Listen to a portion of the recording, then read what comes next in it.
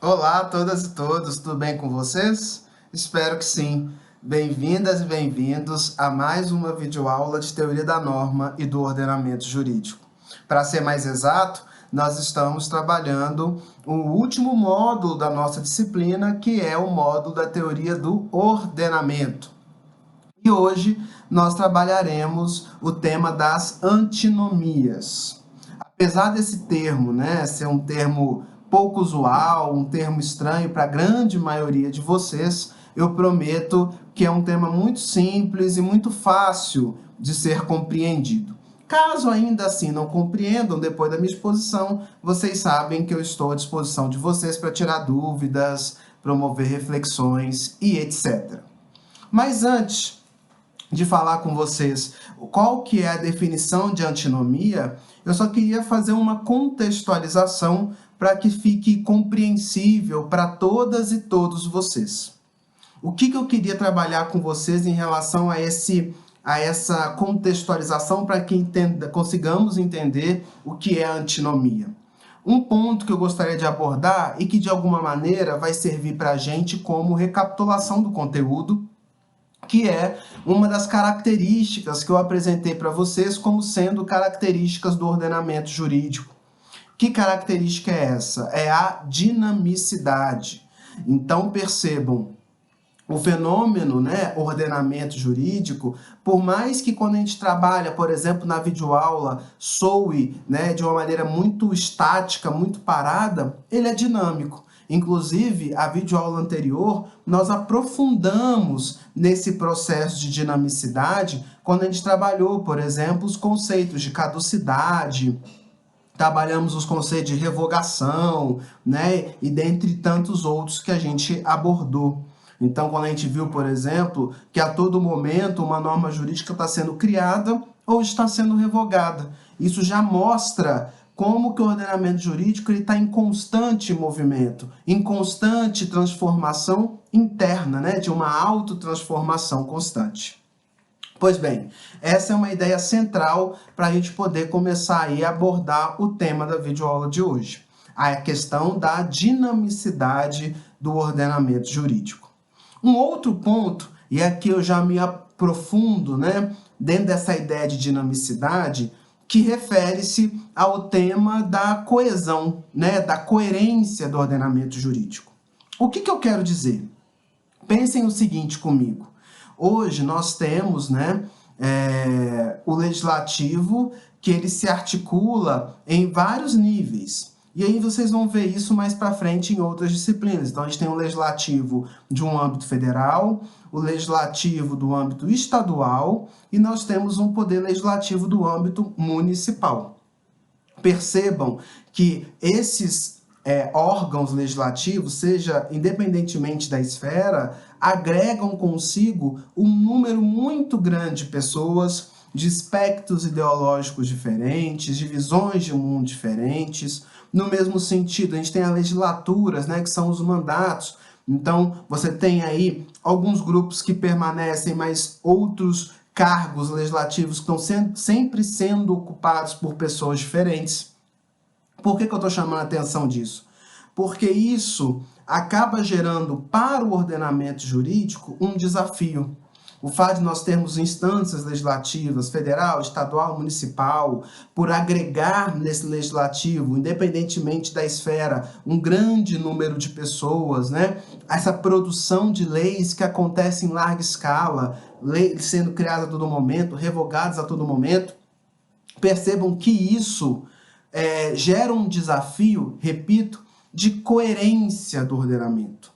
Então, como manter um ordenamento jurídico que é tão dinâmico, que é tão complexo, como fazer com que esse ordenamento jurídico, que é dinâmico, que é complexo, que envolve tantas pessoas e que está produzindo leis a todo momento, como manter esse ordenamento jurídico coerente? E o que eu estou chamando de coerente aqui?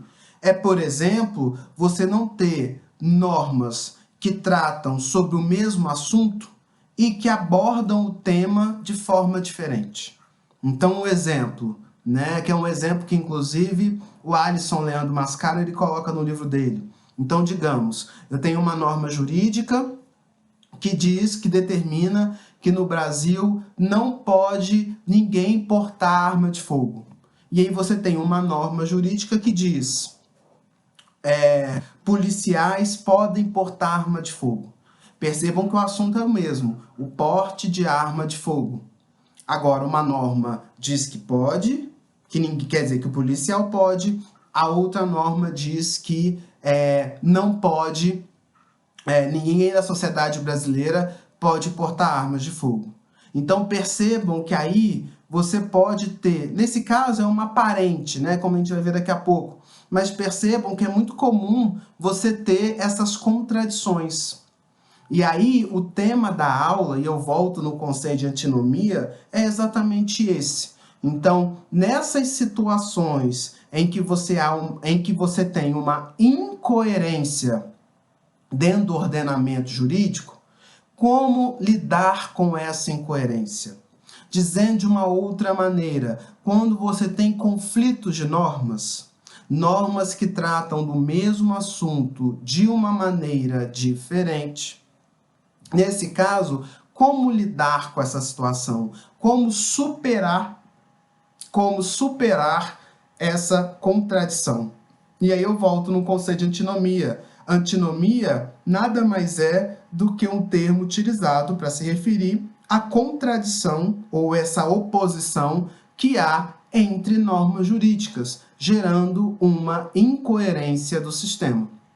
E a ideia, né, da videoaula de hoje ela vai ser estruturada em dois momentos. Um primeiro momento que é exatamente para nos ajudar a identificar a antinomia, então eu vou apresentar para vocês 4 critérios que são utilizados, e depois, na segunda parte da aula, uma vez identificada essa antinomia, esse conflito de norma, gerando essa incoerência, essa inconsistência do ordenamento jurídico, como superar essas incoerências, esses problemas em virtude aí do conflito de normas. Tá bom, gente? Então, quando a gente fala em antinomia, são exatamente esses dois momentos que é, então, o tema central da nossa videoaula. Como eu disse para vocês, né, o termo antinomia, por mais que seja estranho, não é nada muito complexo, não. Tá bom, gente? Bom, é o seguinte, feita essa introdução, né, essa busca aí pela manutenção da coerência em um contexto que favorece tanto a incoerência do ordenamento jurídico, a gente passa então para a primeira parte do nosso conteúdo acerca das antinomias, que refere-se à identificação das antinomias. Antes de eu falar, gente, só uma questão de caráter metodológico didático. Essa videoaula, ela está sendo pautada não mais no texto do Tércio Sampaio Ferraz.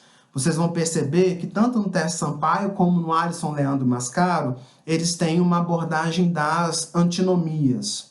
Contudo, acerca desse tema específico, eu prefiro trabalhar com o Alisson Leandro Mascaro. Então, o tema, né, tudo que eu falar aqui nessa videoaula, vocês vão encontrar no capítulo sobre antinomias do Alisson Leandro Mascaro. Tá bom? Então, voltando aí para a nossa reflexão. Primeira coisa, identificação das antinomias. Até porque a gente precisa ter um critério para poder identificar quando que a gente tem um conflito de normas ou não. E aqui, né, a teoria do direito, ela desenvolveu 4 critérios ou 4 pressupostos que nos ajudam a identificar essas antinomias. A primeira delas, que eu vou falar para vocês, é o critério de tempo, né? Ou seja, quando você tem normas jurídicas que trabalham sobre o mesmo assunto de uma maneira diferente, e aí qual que é o critério que a gente vai usar, nesse caso, para identificar a antinomia? É quando essas normas jurídicas, elas estão abordando uma mesma questão em tempos diferentes, né? Então, é uma forma de identificar essa antinomia. Tentando organizar minha fala melhor. Nas situações em que você tem, por exemplo, no ano de 2004, foi promulgada uma lei sobre um determinado assunto X. Em 2010, você vai ter uma norma jurídica falando sobre o mesmo assunto, só que promulgada em um momento posterior. Nesse caso, percebam, já é um critério para se identificar uma antinomia. Olha aí, duas normas jurídicas falando de um mesmo assunto. Esse é o pressuposto, né? Falando de um mesmo assunto de maneira diferente. E elas foram promulgadas em tempos, em momentos históricos diferentes. Diante dessa situação, a gente já tem aí o quê? Uma suspeita de antinomia. Então já é algo que nos deve chamar a atenção, tá? Então esse é o primeiro critério. Um outro critério que pode nos ajudar a identificar a antinomia é o critério espacial. Ou seja, há situações em que uma norma ela é criada, mas regulamentada por um âmbito espacial específico, e essa mesma norma, uma outra norma, desculpa, ela regulamenta um outro âmbito espacial. Tentando explicar melhor a minha colocação. Eu disse há pouco, no início dessa videoaula, que o legislativo, quando a gente pensa no Brasil, ele tem três âmbitos. Ele tem um âmbito federal, então o legislativo federal, do Congresso Nacional, o legislativo estadual, das Assembleias Legislativas, e o legislativo municipal, das câmaras de vereadores. Então percebam que essas câmaras, elas vão produzir leis que vão incidir sobre espaços geográficos diferentes. Então, uma norma do Congresso Nacional incide sobre todo o território nacional. As assembleias legislativas, que são estaduais, vão produzir normas jurídicas que incidem sobre o estado específico.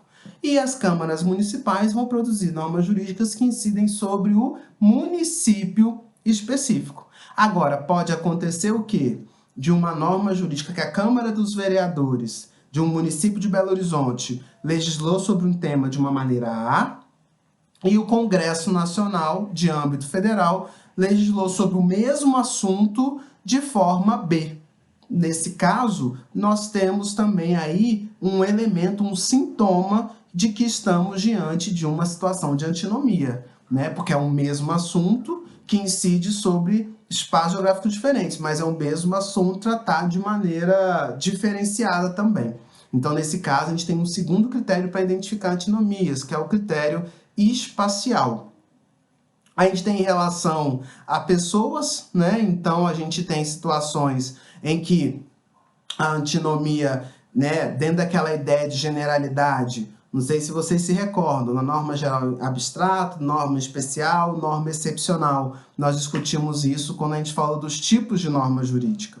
E nesse caso, seriam situações em quando a gente tem normas jurídicas que tenham incidir sobre grupos mesmos destinatários, né? Então, a gente tem normas jurídicas que trabalham de assuntos diferentes, mas que incidem sobre os mesmos destinatários. Nesse caso, também, nós estaríamos aí diante de uma situação de antinomia, tá? Então, recapitulando, a gente tem aí esses três grandes critérios, né? Que é o critério de tempo, que é o critério espacial e o critério de pessoas. Lembrando que todos eles perpassam pela questão da matéria, né? No sentido de que a antinomia tem sempre esse pressuposto de que está trabalhando de um mesmo assunto, mas de maneiras diferentes, né? Essa é a essência aí do choque, do conflito de normas.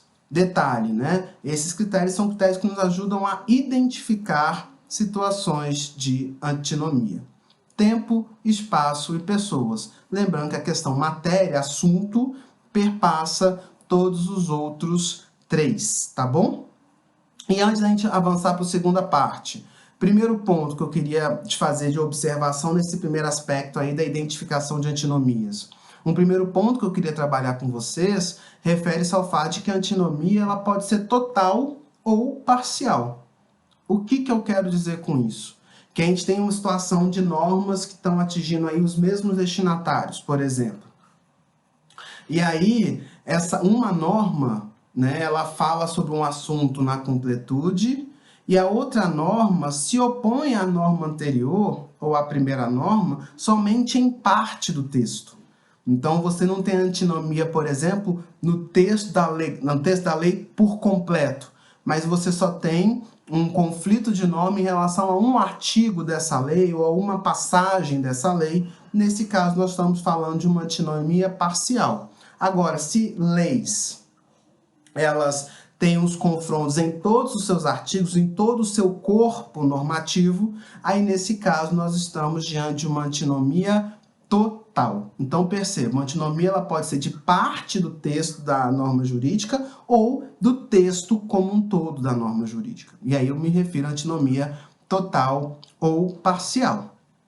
Uma outra coisa, né, gente, em relação à antinomia.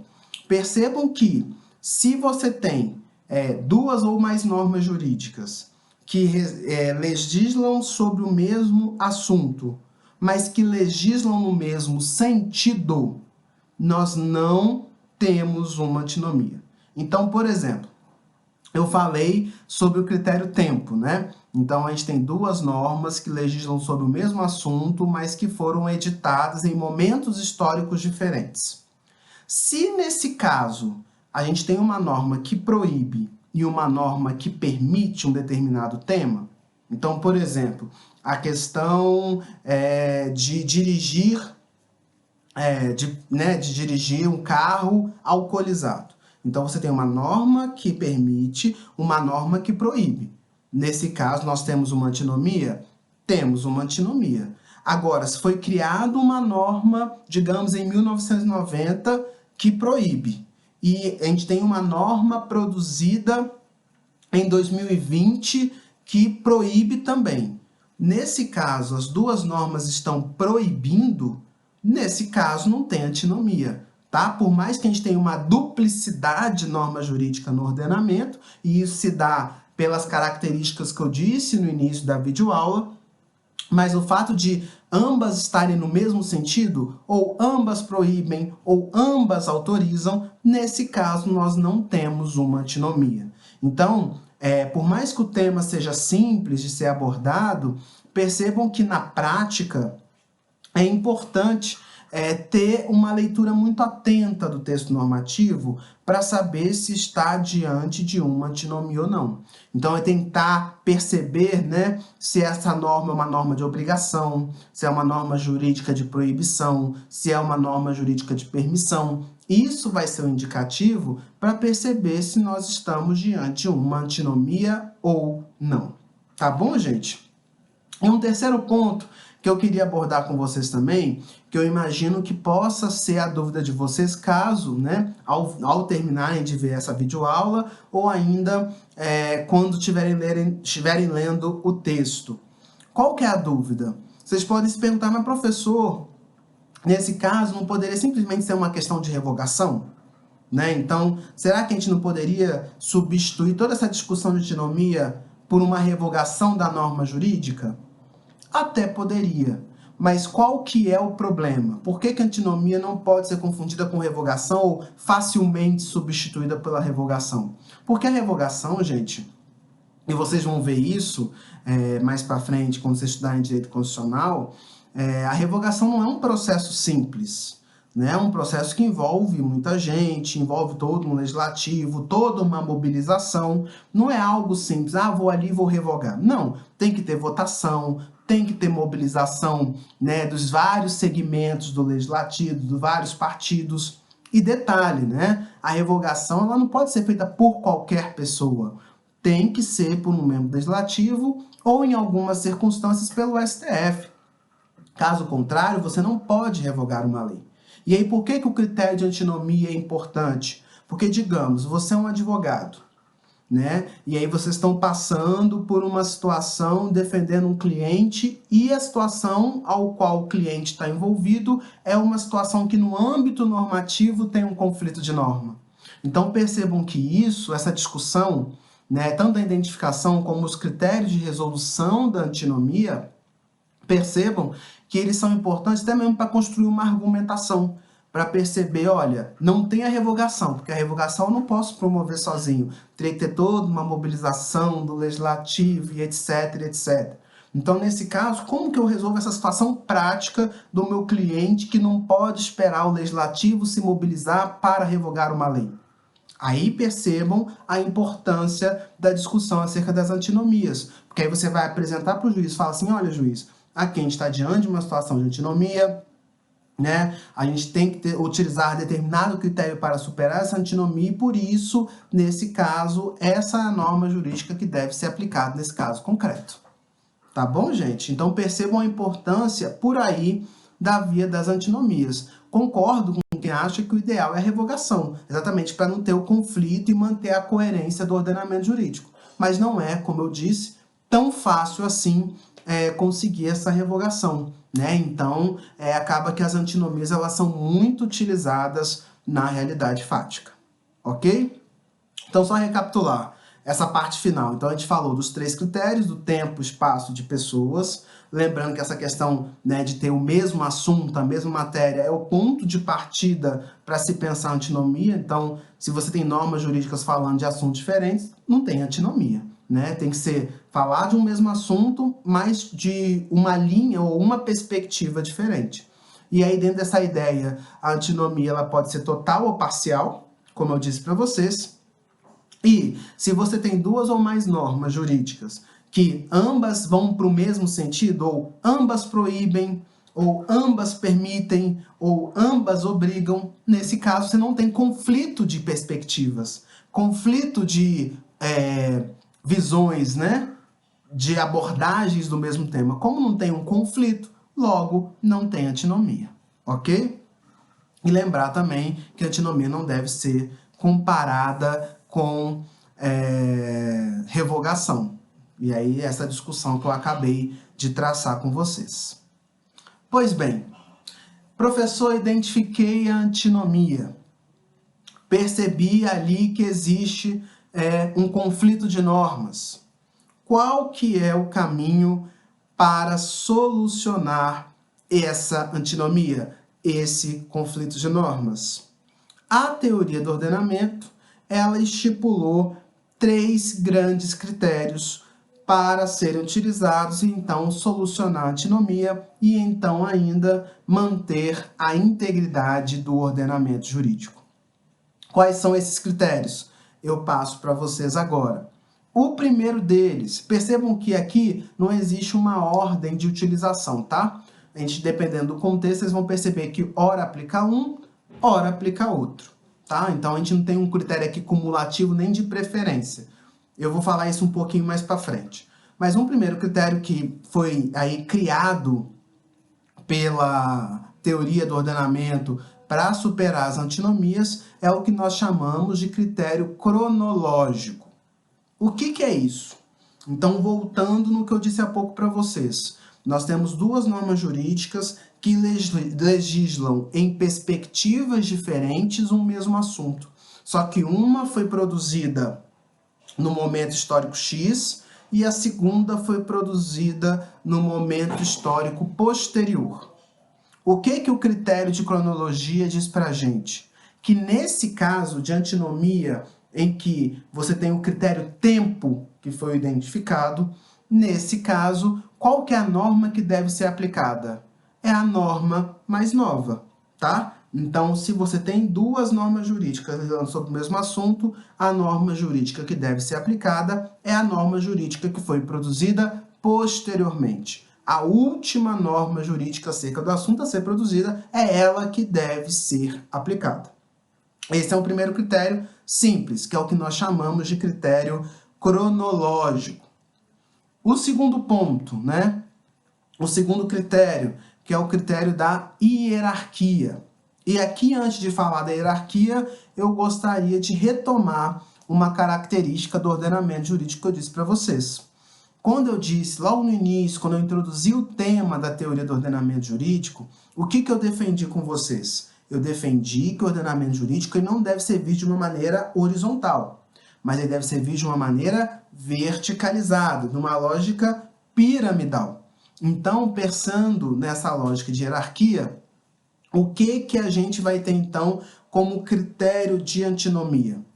Se a matéria ela foi, digamos assim, produzida no mesmo momento histórico, porém, uma norma ela é de caráter federal, outra norma ela é de caráter municipal.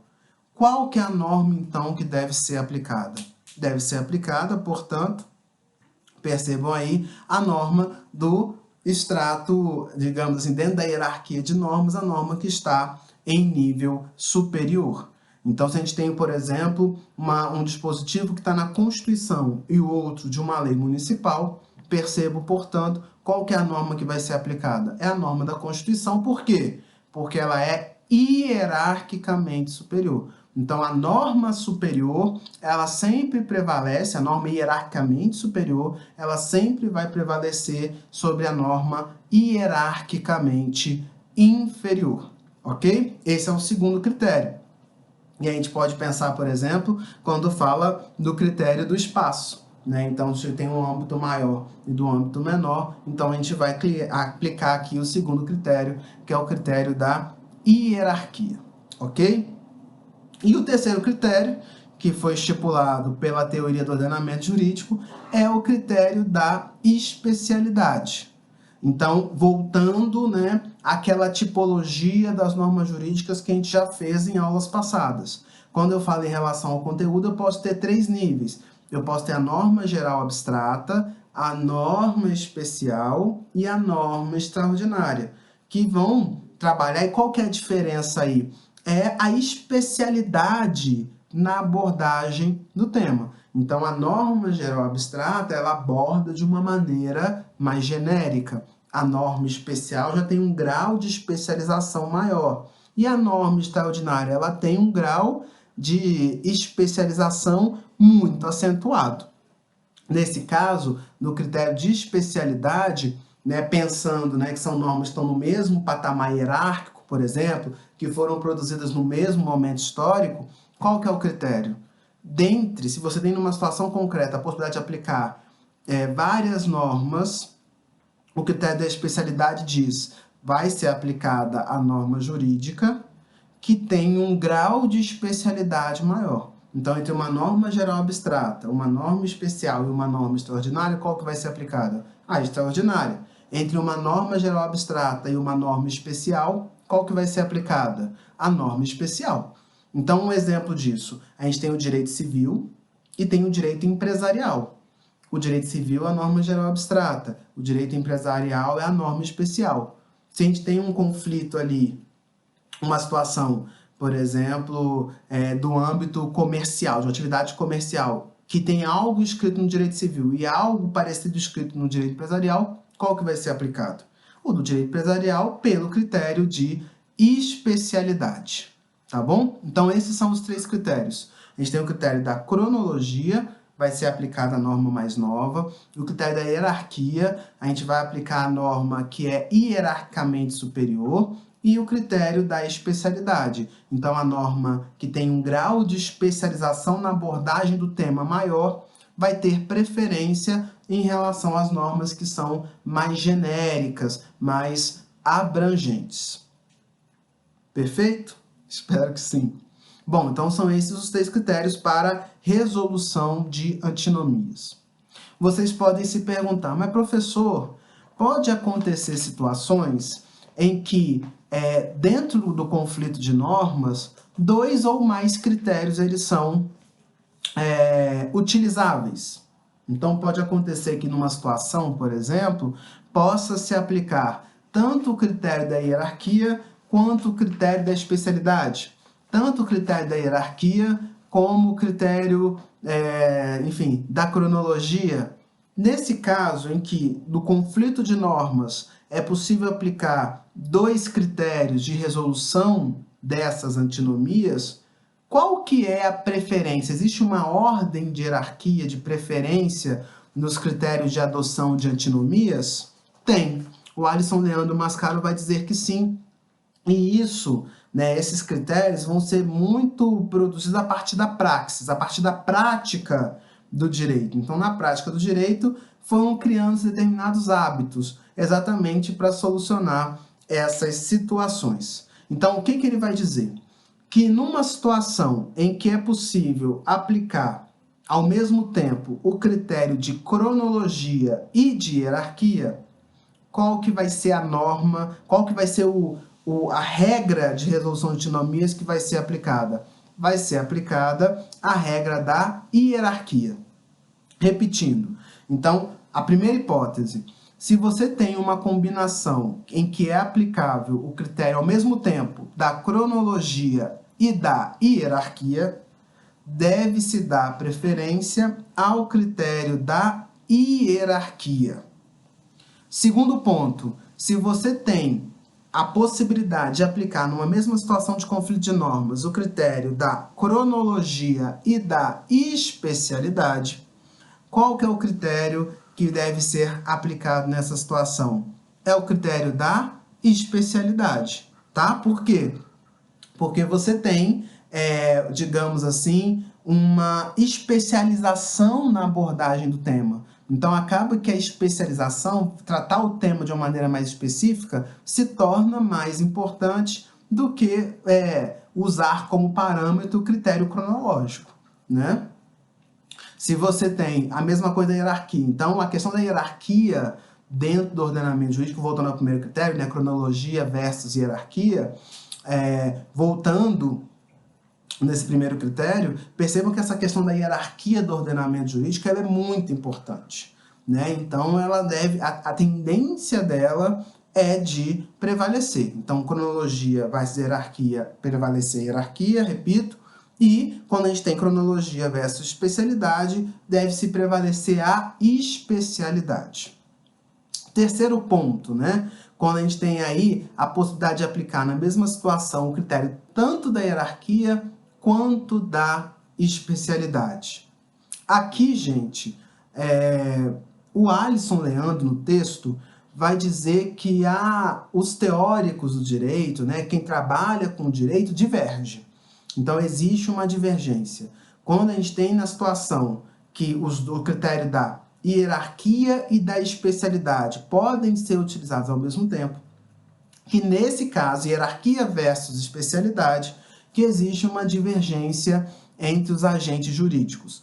Há quem defenda que deve prevalecer a hierarquia, há quem defenda que deve prevalecer a especialidade.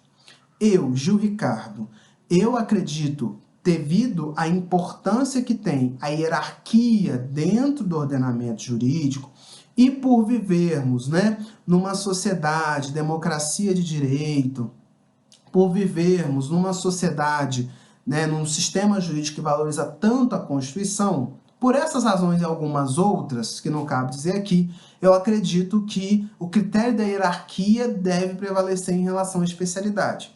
Mas, repito, a minha opinião, ela é uma opinião, não existe um consenso dentro dos agentes jurídicos sobre esse terceiro critério, hierarquia versus especialidade, qual que deve prevalecer, tá? Então, repetindo, cronologia versus hierarquia, prevalece a hierarquia. Cronologia versus especialidade, prevalece a especialidade. E hierarquia versus cronologia, não se sabe, aí depende da perspectiva de cada um.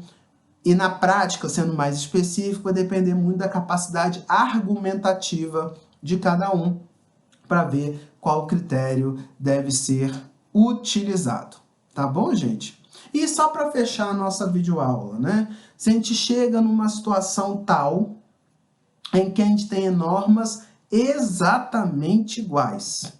Então, a gente tem normas que foram produzidas no mesmo dia, que atingem o mesmo espaço geográfico, que tem como destinatário o mesmo segmento de pessoas, né, que são os 3 critérios de identificação de antinomias, normas exatamente iguais, mas que disciplinam um tema de maneira diferentes. Um proíbe, outro autoriza. Nesse caso, qual que é o critério que deve ser utilizado? Nesse caso, gente, que é um caso, percebam, hipotético, é um caso que dificilmente vocês vão ver na prática, mas se isso acontecer, o que é excepcionalíssimo, aí não tem jeito. Nesse caso, vocês têm 2 caminhos, ou apela para a argumentação, ou então pressiona o legislador para o legislador produzir uma terceira lei revogando as 2 anteriores, tá? Nesse caso, a lei é exatamente igual, que enfim, não dá para fazer um critério de tempo, de espaço, de pessoa, aí nesse caso, de fato, tem que pressionar o legislador ou ter uma argumentação muito boa, se for para pleitear, né, a aplicação da norma numa situação fática qualquer. Tá bom, gente? Bom, então era isso.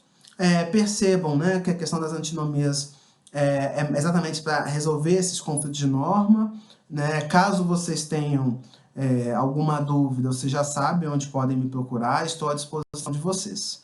Muito obrigado pela atenção mais uma vez e até a próxima videoaula.